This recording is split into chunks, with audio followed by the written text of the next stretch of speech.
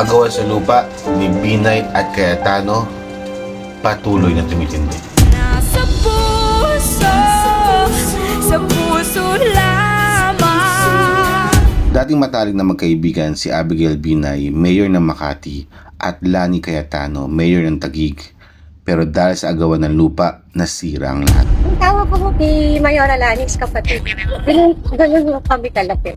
April 3, 2023 nang inilabas ng Supreme Court ang final and executory decision kaugnay sa 30 taong boundary dispute sa pagitan dalawang local government units. Kabila nito, nagmamatigas pa rin si Makati City Mayor Abby Binay at ginigit na kailangang hintahin ang rate of execution.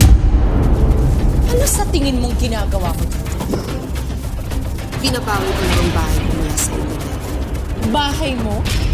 Oo, bahay ko. Patuloy ang patutsadahan ni Binay at Cayetano. Sa katunayan, sabay silang namahagi ng mga school supplies sa Pembo Elementary School. Sana all may school supplies. San ka dyan? Sapatos ni Mayora Abby! Yan ba yung yung Taguig? Yan yung Makati. Ayan, kayo na pa humusga. Hindi to eco bag! Hindi tayo namimigay ng eco bag! Kasama ba dun yung mga notebooks na pinamimigay may mukha nung ni Mayor? Tagig kasi hindi kami nagbibigay nung may mukha yung Mayor. The reason why Taguig does not want us to distribute the schools is because may Makati logo daw.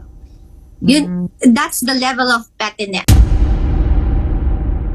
Hindi man agree ang karamihan ng mga residente ng Makati sa desisyon ng Supreme Court, pero by the end of the day, kailangan pa rin nating sundin ang batas. Sa mga Makatizen sa 2nd District, kahit na nakataling aking mga kamay bilang inyong mayora ay handa akong ipagpatuloy ang paglilingkod sa inyo. And to all the students present here today, I hope that you will start to feel, no, na mahalaga kayo sa pamahalaang lungsod ng Taguig at sisikapin namin sa lahat ng Handa ako at ang inyong city government na tulungan kayo saan man kayo mapunta.